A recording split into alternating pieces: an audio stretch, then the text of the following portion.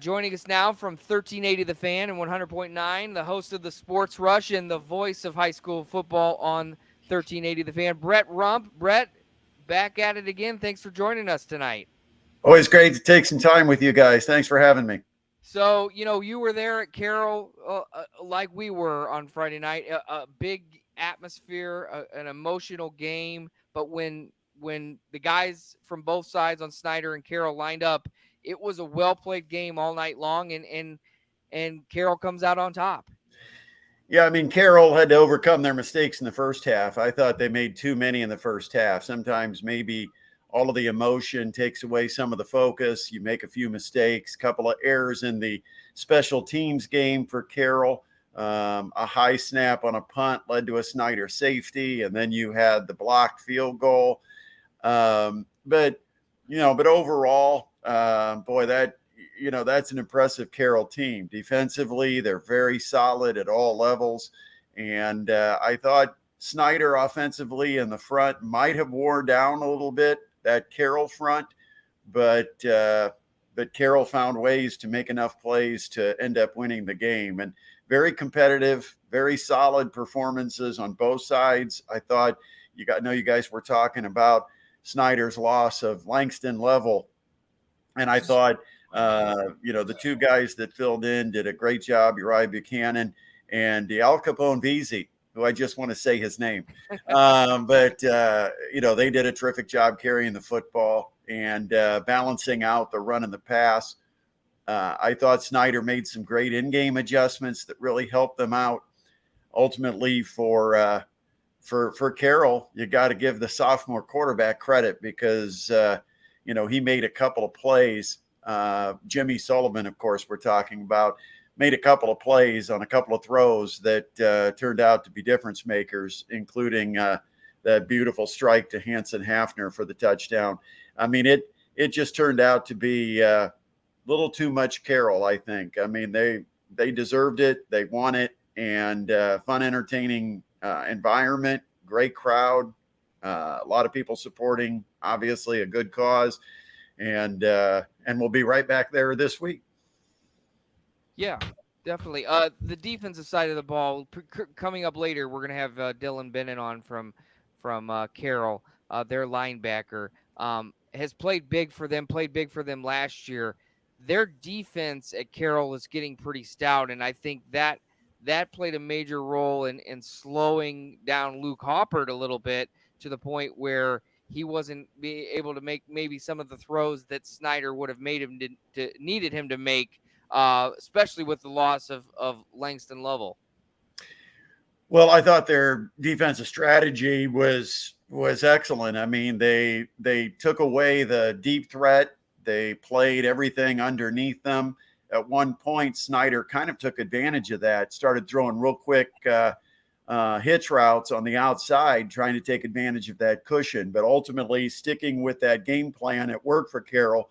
One thing interesting about Bennett was we saw at the end of the game when they were kind of going into a prevent defense, Dylan Bennett became an extra safety.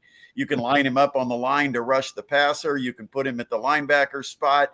And then you can also, he's versatile enough that he can drop back and be a center fielder for you as a third safety. Just outstanding player. But, a lot of fun. And you talk about that defense. One thing we noted going into the game was that 7 of the previous 8 games that Carroll had played, and this, of course, goes back to last year, they'd allowed 1 touchdown or less.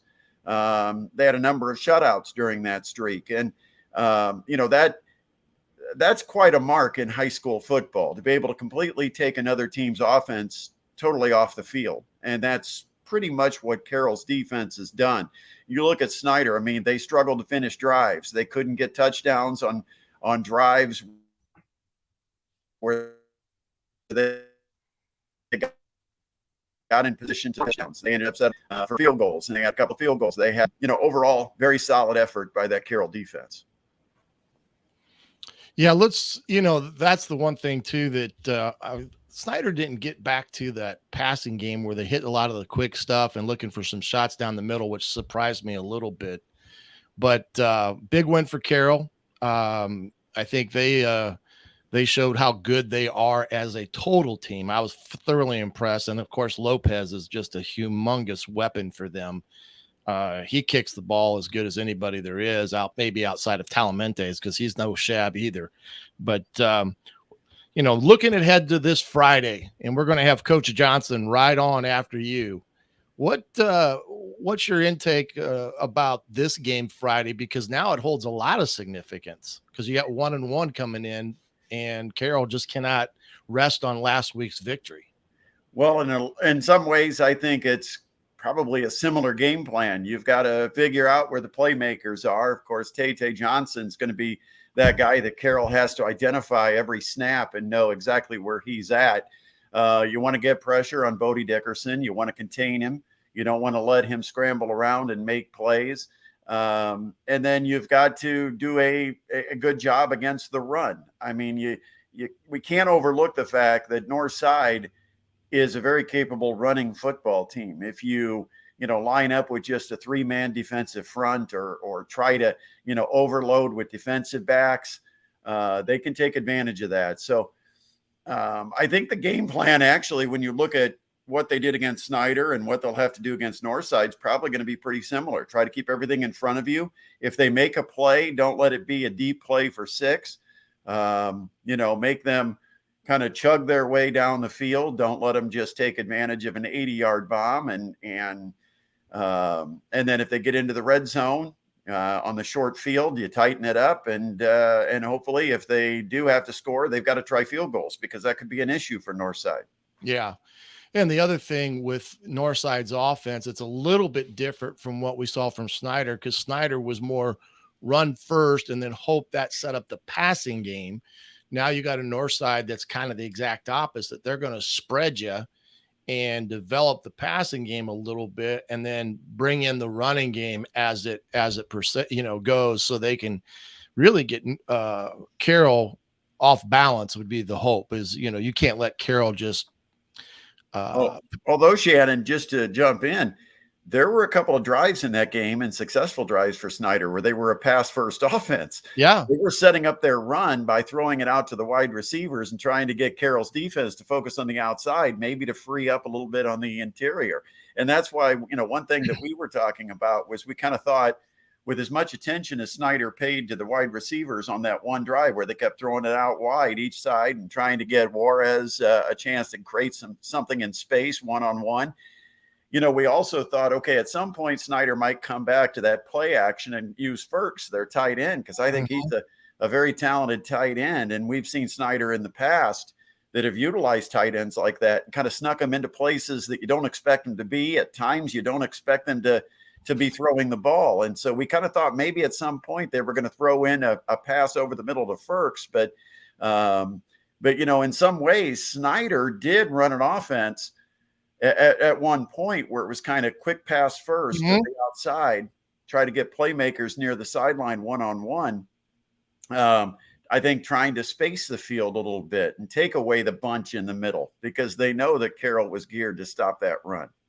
Yeah. And I think, to me, that was the mistake that Snyder may have made, is they didn't stay with that in the second half. They kind of got back into their, 2-back system. Well, you kept saying they're going to go pump and go. They're going to go. I did.